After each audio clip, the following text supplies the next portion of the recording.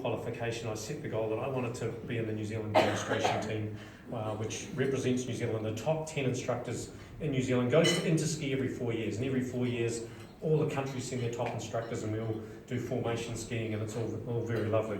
So I set my goals, but I knew I had some work to do. So I did my T-, and my T- took me to having to work on my technical skills. So I knew that was my first area, and now I had some goals. Now I had my desire to be the best. So those sort of things are what, in New Zealand we ski in the rain. So when you go overseas and people go, "You ski in the rain?"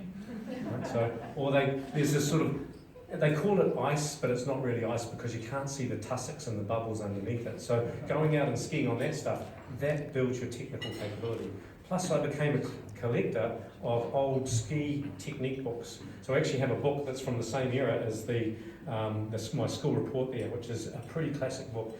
And trying to ski to the old style actually learns or educates you how to do it. So I got onto this thing. This was going to be the way I was going to do it. And what that did is that enabled me to travel. So I had a couple of winters in Canada. As all good Kiwis do, I spent some time travelling around and driving across the US. I came back to New Zealand. I went to Japan. And when I went to Japan, I decided, one of my mates and myself decided that we were going to go to China and backpack around China for a couple of months after being in Japan. And that's where I first discovered Hong Kong. So was anyone remember Hong Kong in 1992? Kai Tak, remember flying into Kai Tak Airport? That was a great excitement. So this was a picture from the peak. This is not a digital, this is two old pictures stuck together.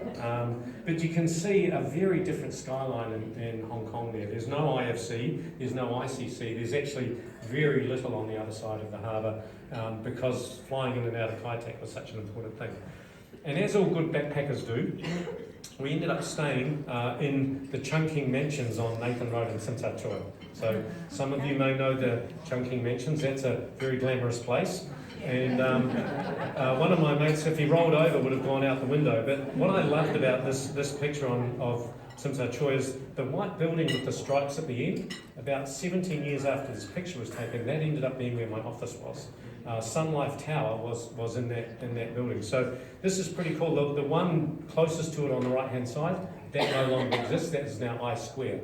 So some of you will have been to I Square and up some of those horrendously long escalators that if you get on the wrong one, it's a bit like missing the change of lane in Hong Kong and getting forced to go through the Eastern Tunnel or the Western Tunnel. And it takes you about 45 minutes to get back again.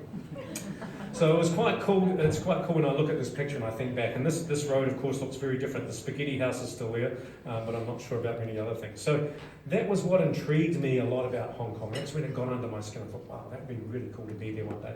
So backpacked around China, learned a lot about the Chinese culture. This was 1992. So we were going to places where, to be honest, we weren't really meant to be.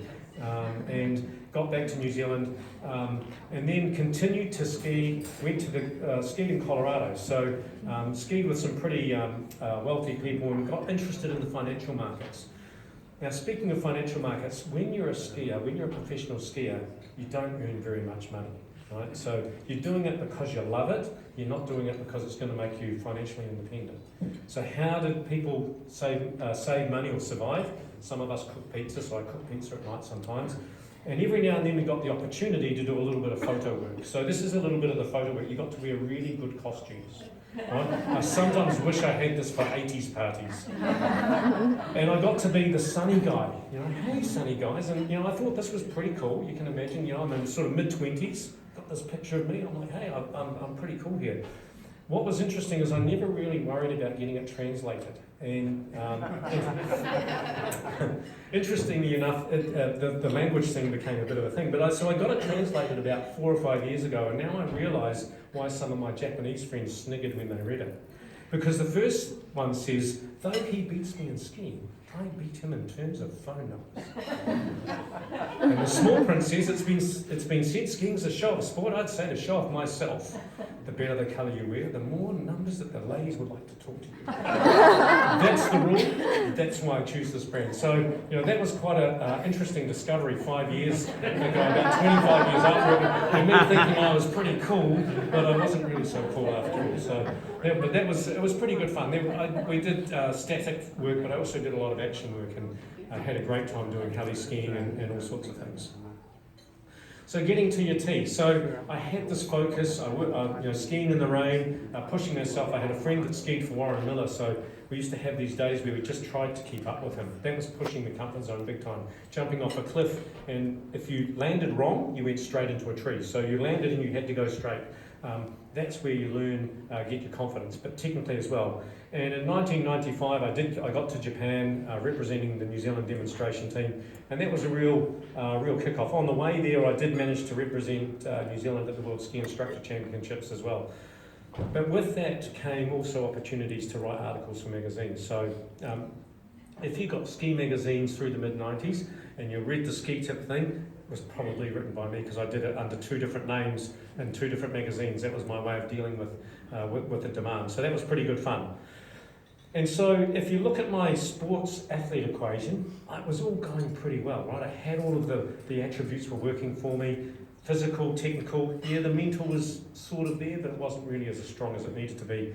And I'd had my T-, but I'd hit my T-, and I hadn't figured out what my next T- was. And this is when I went in through what I would call my transition phase. And a lot of people say to me, gee, how did you go from here, you were skiing and that was great fun, to being a marketing executive sort of over here? Well, it wasn't a straight line like I've drawn up here. It was